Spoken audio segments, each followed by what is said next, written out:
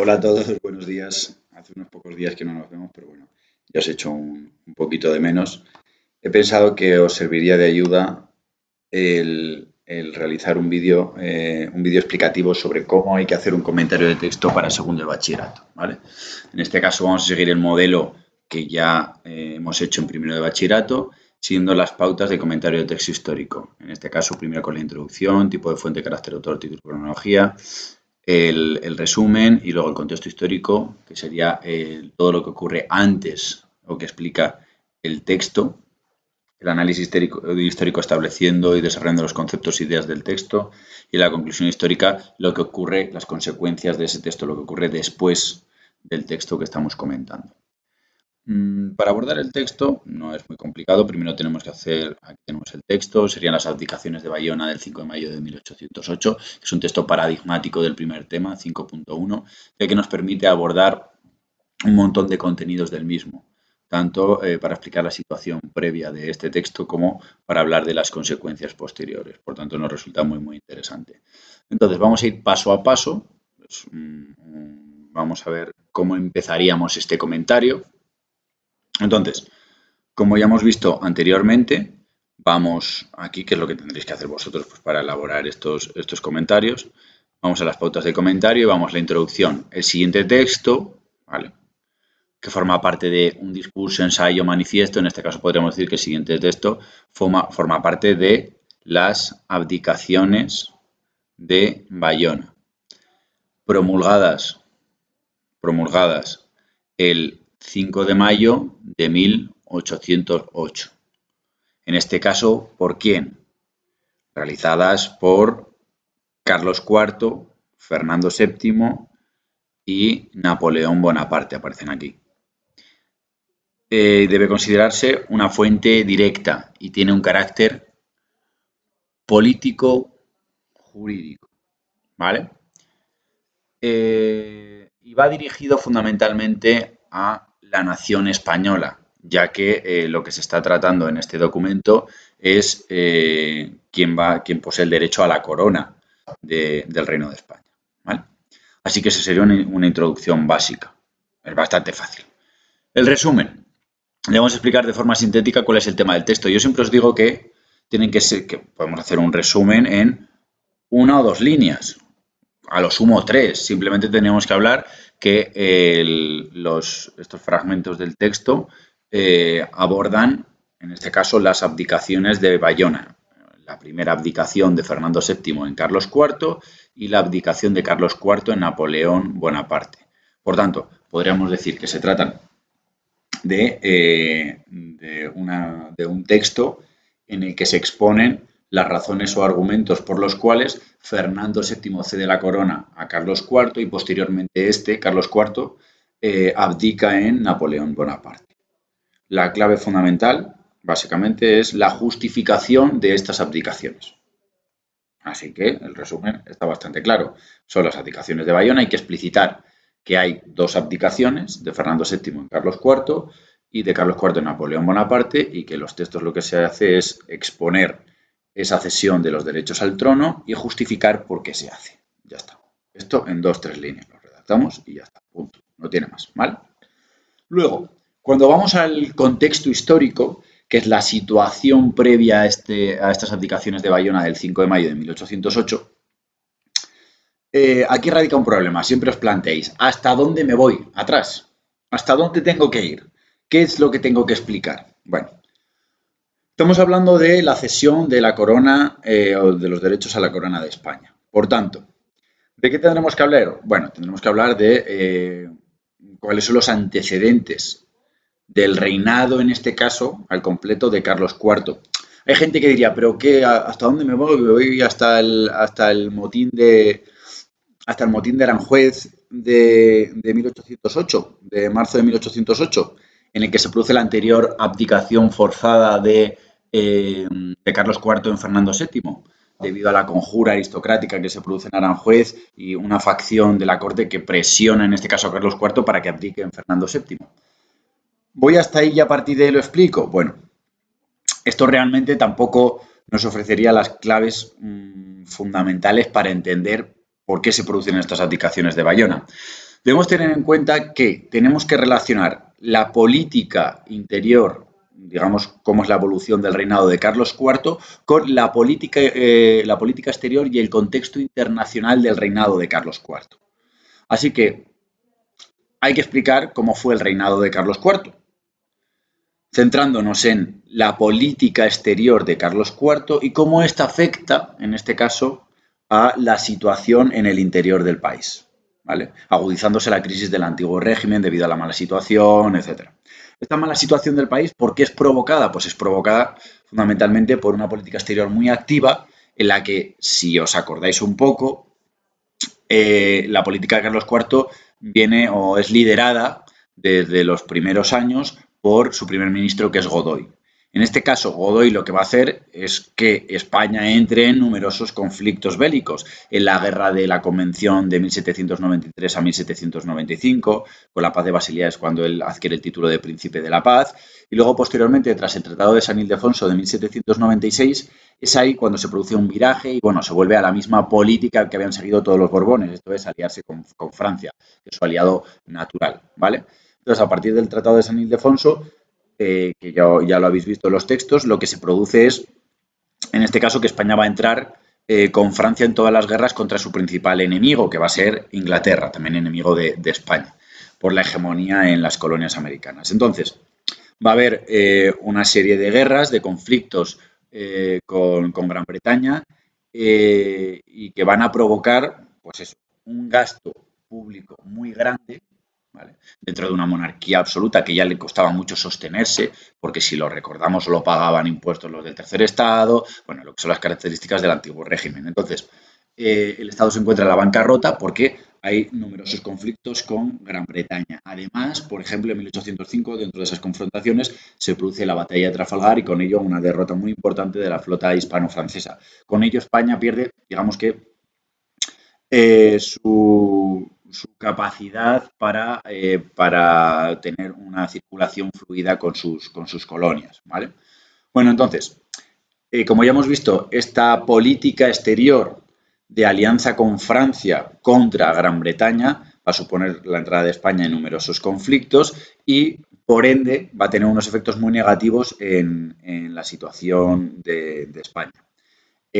Hablamos también que junto a ello pues hay crisis de subsistencias debido a las malas cosechas, a la bancarrota del Estado. Bueno, la situación en general es bastante mala. Es el contexto propio de la crisis del antiguo régimen, que también vivía Francia antes de la Revolución Francesa, etcétera, etcétera.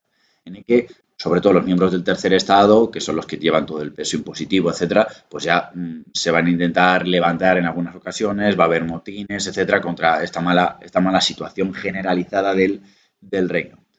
En este contexto, ¿vale?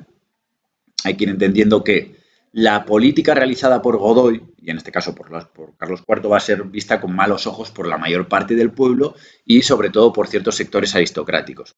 Es un sector que se opone a Godoy y que se cohesiona o se articula en torno a Fernando VII, el príncipe Fernando todavía. Entonces, ya hablaremos de los primeros antecedentes de lo que van a ser las abdicaciones de Carlos IV en Fernando VII. Antes del motín de Aranjuez tenemos una conjura que se produce en 1807 contra el propio Godoy y Carlos IV, pero que va a ser descubierta y en este caso van a ser llevados a la cárcel, bueno, luego posteriormente exiliados, tras los procesos del Escorial. Esto ocurre más o menos en el mismo contexto que se firma el Tratado de Fontainebleau, que refuerza en este caso la cooperación con Francia y permite la presencia de tropas francesas en territorio peninsular, ¿vale? ¿Para qué? Para la invasión de Portugal, la invasión francesa y española, ¿vale?, de Portugal en 1807. ¿Esto qué va a permitir? Pues va a permitir que se acantonen tropas francesas en un montón de ciudades españolas. Ya veremos en qué va a derivar todo eso. Pero la cuestión es que el contexto es bastante complejo y es de que la mayor parte de la población está en contra de las políticas de Godoy y también los sectores aristocráticos van a empujar o van a intentar desarrollar varias conjuras contra Fernando VII y el propio Godoy. Así que, aunque esta fracase, posteriormente, en marzo de 1808, se produce el motín de Aranjuez. en el que sobre todo se produce esta conjura, el asalto del Palacio de Aranjuez, y van a forzar a Carlos IV a abdicar. Es una abdicación forzosa, ¿vale? Van a echar a Godoy y van a forzar a Carlos IV a abdicar en su hijo Fernando. No obstante, cuando Fernando entra en la ciudad de Madrid, ¿vale? Esta está ocupada por las tropas francesas. Por tanto, el contexto no es fácil, ya que se habían llegado a unos acuerdos por los cuales las tropas francesas podían estar ahí, en un número bastante elevado.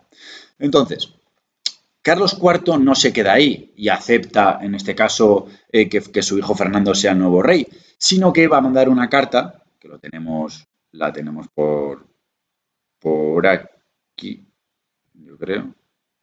Estatuto de Bayona, no. El motín de Aranjuez, vale, aquí. La carta del señor mi hermano, vuestra majestad sabrá sin duda con pena los sucesos de Aranjuez y sus resultas, y no verá con indiferencia a un rey que forzado a renunciar a la corona, acuda a ponerse a los brazos de un gran monarca. Vale. Voy a llamar, en este caso, va a escribir por carta a Napoleón. Por tanto, hay que tener en cuenta el contexto internacional. El contexto internacional era que a partir de 1804 Napoleón se convierte en emperador de Francia, un emperador de nuevo cuño, ya que está, digamos que parte de sus políticas se basan en las ideas ilustradas y liberales. Napoleón va a iniciar una serie de campañas militares por Europa que le van a permitir ampliar muchísimo sus territorios y crear bastantes estados satélites. De hecho, en un determinado momento va a controlar prácticamente toda Europa continental. De hecho, por eso en 1807, por el Tratado de Fontainebleau, va a intentar ocupar Portugal porque es la principal aliada de su enemiga, que era Gran Bretaña. En este contexto, Carlos IV escribe por carta a Napoleón porque es el personaje político más importante de Europa, ¿vale? Y el que cuenta con unos ejércitos invencibles. Así que lo que va a hacer Carlos IV, bueno, lo que van a buscar tanto Fernando como Carlos IV es que ratifiquen su posición. En este caso, Carlos IV pretende que Napoleón fuerce a Fernando a que le devuelva la corona, y Fernando lo que pretende es que Napoleón ratifique, en este caso, su corona, ¿vale? Por ello, van a aceptar, cuando les llama Napoleón a Bayona, el ir, en este mes de marzo, abril de 1808, el ir a Bayona, ¿vale? Entonces, allí hay una serie de negociaciones y la situación justo previa. No se van a ir solo Fernando y Carlos, sino que va a ir toda la familia real a partir de los meses, eso estamos hablando de marzo, abril y hasta mayo. Toda la familia real se va a ir trasladando a Bayona, que es donde se encuentran el rey y su padre, ¿vale? ¿A quién van a dejar al gobierno? Pues hay una junta de gobierno, ¿vale? Una junta de gobierno de notables significan de miembros de la nobleza fundamentalmente y del clero. Una junta de gobierno por parte de Fernando, ¿vale? Que es la que gobernará el país en su ausencia mientras él está en Bayona. Bien, para que lo entendamos, ¿quién tiene el poder en ese momento? Bueno, ¿qué es lo que ocurre? Ante la salida del rey, de los reyes en este caso, del rey y de su padre y de toda la familia real, es el momento en el que el 2 de mayo de 1808, ¿vale? Cuando ellos se han trasladado casi todos a Bayona y solo queda el infante Francisco de Paula en el palacio, cuando éste pretende marcharse, es cuando parte del pueblo de Madrid impide a las tropas francesas que están, digamos que siguiendo la comitiva del infante, salir de ahí les van a impedir el paso, van a cargar las tropas francesas y esto va a ser el detonante del levantamiento del 2 de mayo en Madrid. La represión absolutamente brutal de ese levantamiento va a provocar nuevas sublevaciones en numerosas ciudades de España, ¿vale? Estamos hablando a partir del 3 de mayo. De forma paralela, lo que va a hacer Napoleón definitivamente es, y aquí llegamos a las abdicaciones de Bayona, es coger ni ratificar a Fernando ni cederle la corona a Carlos, sino quedarse él, en este caso, con la corona de España. No va a ser luego para él porque luego en el mes de junio se la va a ceder a su hermano José I, ¿vale? No obstante, hay que tener en cuenta que en estos momentos, en este mes, en este contexto del mes de mayo, mes de junio, mes de julio, vamos a observar cómo existe un vacío de poder importante en España. Esto va a permitir, y esto lo veremos, y esto es muy importante, como las consecuencias de las abdicaciones de Bayona, cómo ante la marcha del rey va a haber parte de la población que no va a aceptar al nuevo rey, que es José I. Pero bueno, lo dejamos aquí en la parte de la situación previa. En esta situación previa lo dejamos con el levantamiento del 2 de mayo y la difusión a otras ciudades de España de este levantamiento contra la ocupación francesa de sus ciudades y de su territorio. Viendo que también han alejado a sus reyes del país y que ya están fuera del país, que se encuentran en Francia. Ante esto, se produce el levantamiento de la población, de las clases populares del tercer estado realmente. ¿Por qué? Porque la Junta de Gobierno va a permanecer impasible a lo que le digan los reyes, que los reyes en ningún momento le dicen que se opongan a los franceses. ¿Vale? Así que, esto sería la parte del contexto histórico. Yo lo he detallado bastante más para que lo comprendáis perfectísimamente, pero sería redactar esto y relacionar, en este caso, esa política exterior del reinado de Carlos IV con la política interior. ¿Vale? Hay que tener en cuenta esta interrelación que es muy, muy importante, ¿vale? Y luego todos estos acontecimientos que os he explicado. Respecto al análisis histórico, que sería la siguiente parte. Bueno, deberíamos explicar que en el texto observamos dos abdicaciones distintas. En primer lugar, la cesión de la corona de Fernando VII en Carlos IV, donde podemos apuntar, ¿vale?, que de forma un poco hipócrita, ¿vale?, porque dice, mi venerado Padre y Señor, para dar a vuestra majestad una prueba de mi amor, de mi obediencia y de mi sumisión, y para ceder a los deseos que vuestra majestad me ha manifestado reiteradas veces, renuncio a mi corona en favor de vuestra majestad. Bueno, él explica que cede la corona ante los deseos de su padre, que le ha manifestado en reiteradas veces, entre otras cosas porque que se la había quitado previamente, le había dicho que se la devolviese.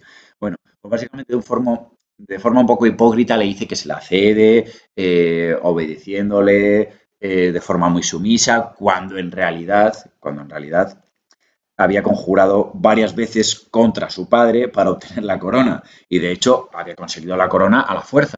Por tanto, estamos hablando de que, pues hombre, es bastante hipócrita. ¿Y qué habría que explicar? Pues hombre, que él explica que lo hace, bueno, de buena fe, obedeciendo los deseos de su padre, cuando en realidad lo hace obligado por las presiones de Napoleón, que le dice que tiene que ceder la corona a su padre y punto pelota. ¿Vale?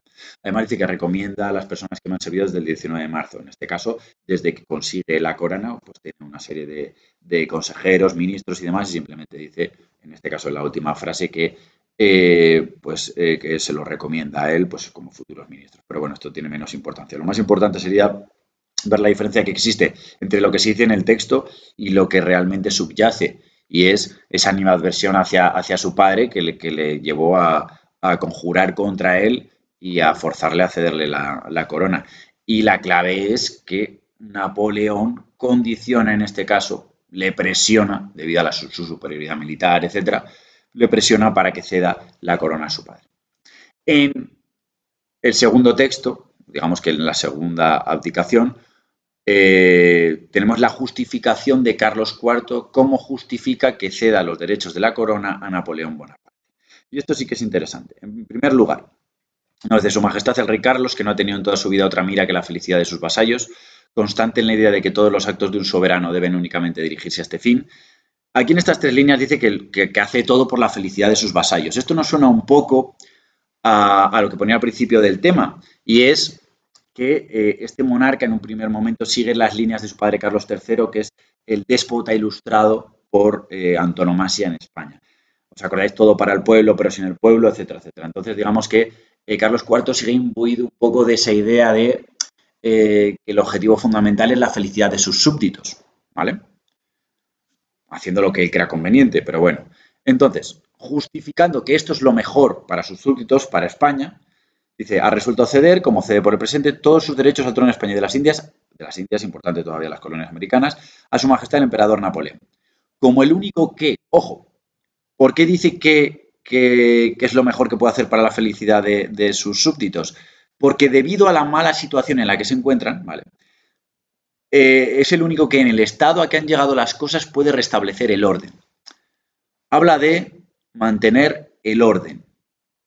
¿Por qué habla de esto el 5 de mayo? Pues porque aquí podríamos señalar, por supuesto, que tras el levantamiento del 2 de mayo y su represión, se produce la sublevación y el levantamiento de numerosas ciudades, donde se establecen juntas locales y provinciales de defensa, ¿vale? Que se erigen, digamos, que se autodenominan ellos como que tienen el poder o que tienen la soberanía en la lucha contra los franceses. Se están organizando o se produce una autoorganización del pueblo para luchar contra los franceses. Esto será el inicio del paso de la soberanía de origen divino a la soberanía popular o nacional, ¿vale? El poder va a residir en la nación, que son los que están resistiendo a los franceses. Pero bueno, la clave aquí sería que si le cede la corona es para que restablezca el orden, ¿vale? Para que no se produzcan estos levantamientos de las ciudades, para que no se formen estas juntas locales, estas juntas provinciales. Entendiéndose que dicha cesión solo ha de tener efecto para hacer gozar a sus vasallos de las condiciones siguientes. ¿Qué debe seguir a rajatabla Napoleón? Que es inamovible. La integridad del reino será mantenida. Por tanto, el rey Napoleón juzgue debe el príncipe que el emperador Napoleón juzgue debe colocar en el trono de España, será independiente, los límites de la España no sufrirán alteración alguna. Le dice, no puede ser Napoleón, no se puede anexionar Francia-España, ¿vale? Sino que Napoleón tiene que poner un príncipe, en este caso va a ser su hermano José I, que lo podremos decir ahí, ¿vale? Debe colocar en el trono de España, será independiente y los límites de la España no sufrirán alteración ninguna. Por tanto, no se deben cambiar los límites territoriales del país y se podrá un príncipe independiente, como si lo hará, ¿vale? Con su hermano José I. Y luego, cómo no, la religión católica apostólica romana será la única en España, no se tolerará en su territorio religión alguna reformada. Reformada hace referencia a los protestantes y mucho menos infiel. Según el uso, infiel, el Islam fundamentalmente, según el uso establecido actualmente. ¿Vale? O sea que son las dos condiciones fundamentales, o tres, podríamos decir. Un príncipe independiente, ¿vale? Mantenimiento de los límites territoriales y, por otro lado, el mantenimiento de la religión católica como única. Por tanto, hablaríamos de un Estado confesional, ¿vale? Esto sería las ideas fundamentales que encontramos en el texto. Luego, consecuencias, ¿vale?, de las abdicaciones de Bayona. Consecuencias. ¿Qué tenemos que contar y hasta dónde? Bueno, fundamentalmente tenemos que contar cuál es el efecto, el impacto que tienen estas abdicaciones en el proceso histórico. Y esto es importantísimo, porque estas abdicaciones de Bayona van a provocar, ¿vale?, la posterior guerra de la independencia, ¿vale?, o van a fortalecer la existencia de o la confrontación entre dos bandos importantes, dentro de los propios españoles también, ¿vale? Tenemos que entender lo siguiente. Que, primero, consecuencia directa de las abdicaciones de Bayona. Posteriormente, Napoleón Bonaparte, siguiendo este texto, va a nombrar a su hermano José I como rey de España. ¿Pero quién va a ratificar esto? Y esto habría que explicarlo. Se va a nombrar a José I rey de España, pero va a ratificar en su posición la Junta de Gobierno que habíamos hablado, estos notables lo que van a hacer es trasladarse también a Bayona y se va a formar una junta en Bayona para darle más legitimidad al nuevo rey José I. Y además va a desarrollar, a aprobar el Estatuto de Bayona, que es una carta otorgada. Esta carta otorgada es una especie, no llega a ser una constitución.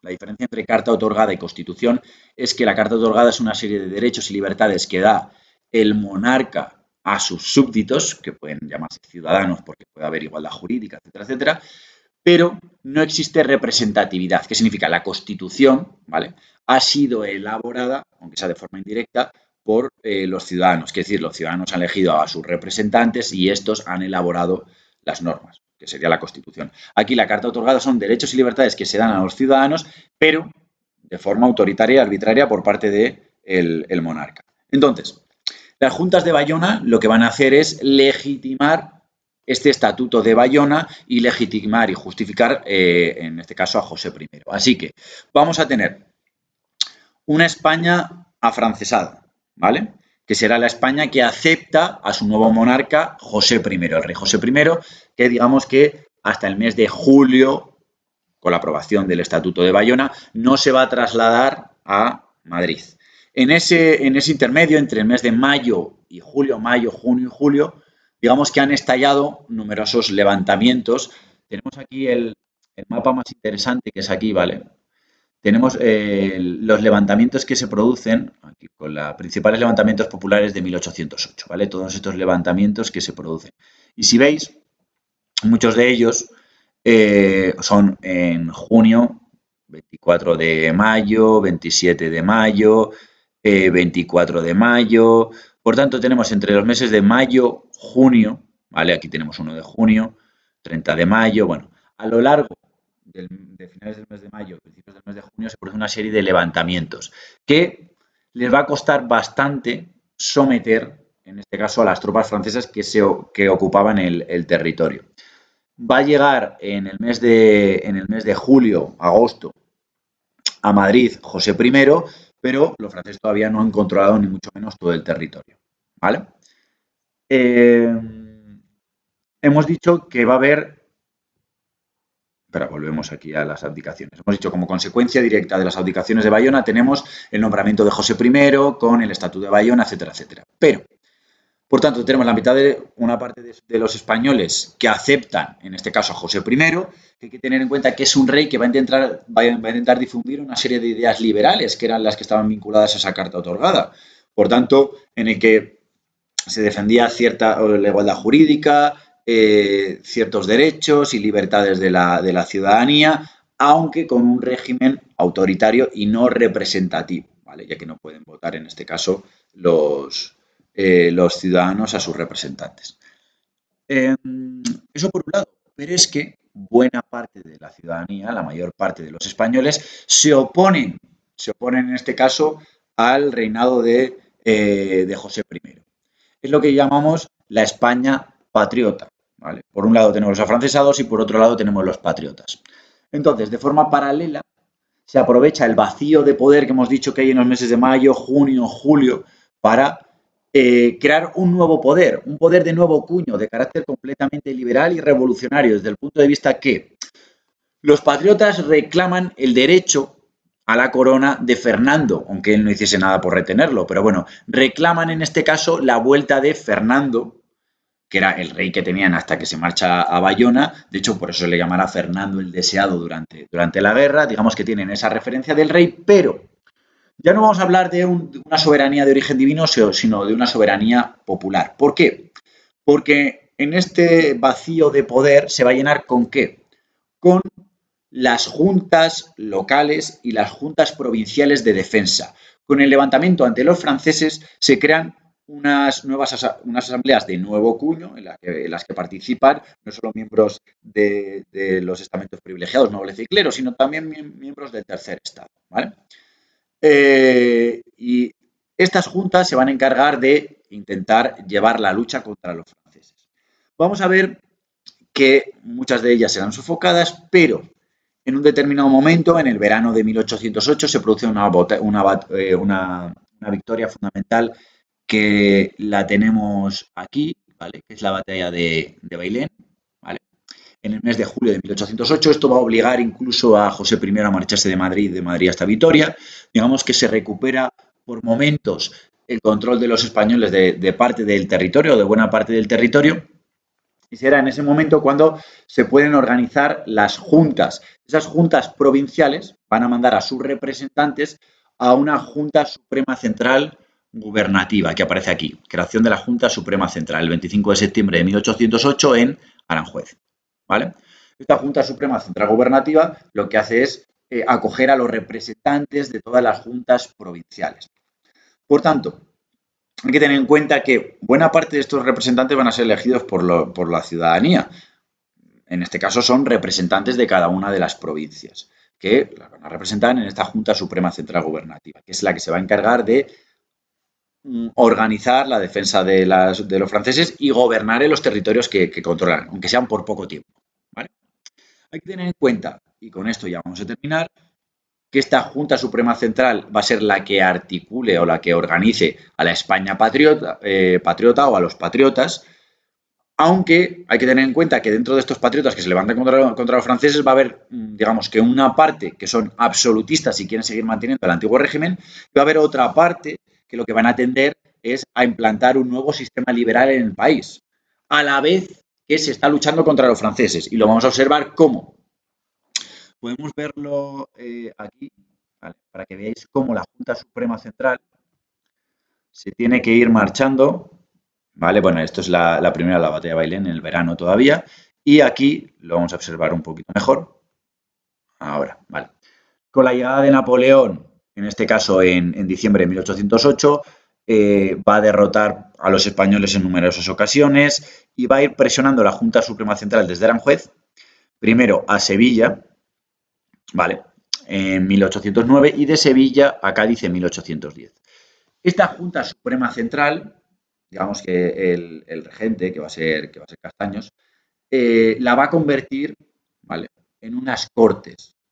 Las cortes que van a ser convocadas, aquí tenemos el juramento de las Cortes de Cádiz en 1810. Así que esta Junta Suprema Central, digamos que se va a disolver y en su lugar se van a convocar unas cortes constituyentes. ¿Por qué? Porque en estas cortes se va a producir unas elecciones, claro. ¿En qué territorio? Teniendo en cuenta que en este momento, ¿vale?, en el momento que hemos visto aquí, realmente el territorio controlado bajo los españoles era mínimo, era Cádiz y sus alrededores. O sea que realmente va a ser los representantes de diversas provincias españolas que han llegado a Cádiz para protegerse, para guarecerse, son algunos de ellos representantes de estas provincias que van a ser del tercer estado, van a ser comerciantes o burgueses, y por eso la mayor parte de los representantes van a aceptar en estas cortes, en este caso elegidos por los ciudadanos previamente y demás, van a convertirse en diputados y van a elaborar, en este caso, la primera constitución, que es la Constitución de Cádiz de 1812, que tenemos aquí la Constitución de 1812. Por tanto, de estas juntas locales y provinciales de las que hemos hablado anteriormente, se va a derivar juntas locales, juntas provinciales de defensa, una Junta Suprema Central gubernativa, que digamos que va a ser la que encarne la soberanía popular. Sobre todo porque esta Junta Suprema se va a ir trasladando desde Aranjuez, Sevilla, Cádiz, y en Cádiz se van a convocar elecciones a cortes constituyentes. Van a llegar los representantes de diversas provincias como diputados, como los nuevos diputados, y en estos 2 años se van a realizar una labor legislativa muy importante, numerosas leyes, y finalmente se va a promulgar la Constitución de 1812. Así que con esto terminaríamos, teniendo en cuenta que, como consecuencia de esas abdicaciones, etcétera, etcétera, tenemos estas dos Españas, la España francesada y la España patriota. Para cerrar esto, ¿de qué podríamos hablar? Pues simplemente, sin contar la guerra de independencia, simplemente decir algo bastante importante. ¿Cuándo vuelve la corona? Digamos que a manos de un rey español. Y esto sería interesante. ¿Por qué?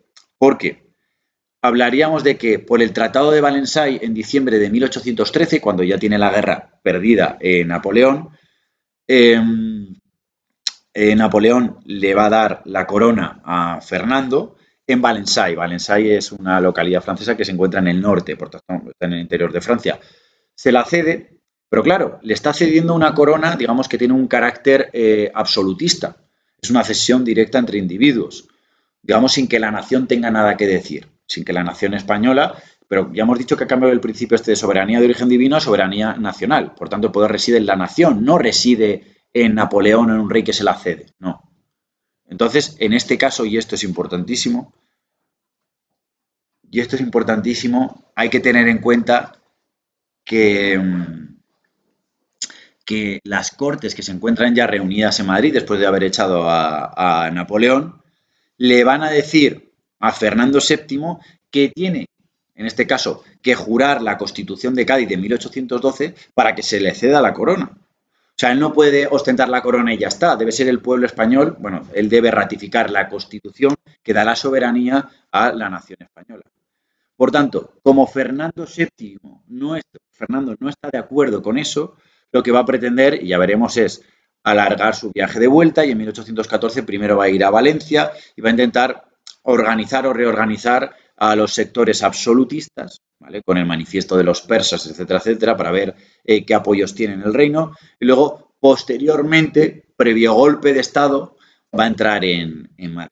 ¿Vale? Va a entrar en Madrid y lo primero que va a hacer, en este caso, previamente en el decreto de Valencia, lo que va a hacer es derogar toda la legislación que había realizado las Cortes de Cádiz y va a derogar también la Constitución de 1812. Entonces, lo que va a hacer es intentar recuperar todos los poderes como monarca absoluto, acabar con el sistema liberal y volver al antiguo régimen.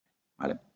Ahora entenderéis por qué he elegido explicar este texto de las abdicaciones de Bayona, porque nos permite repasar absolutamente todo el tema 5.1, exceptuando las diversas fases de la guerra. ¿Vale?